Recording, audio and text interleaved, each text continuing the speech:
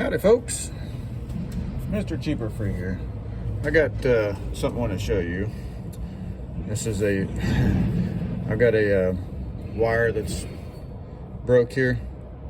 I need to fix this, butt splice it in to get the ground working again, but I need to get this harness peeled back so you can use a razor blade, possibly cut the wires underneath. But here's something that I use. I want to show you.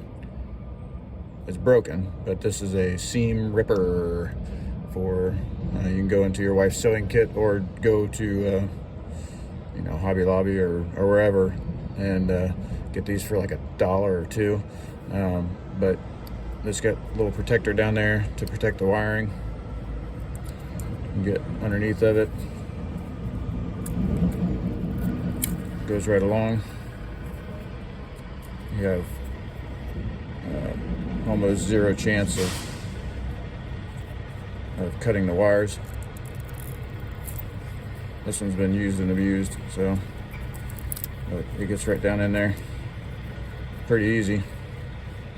And there's my wire exposed. I can put a crimp on there. I'll take this connector apart and have a repair for the customer, and he'll be on his merry little way. You can do it. Have a great day, my friend.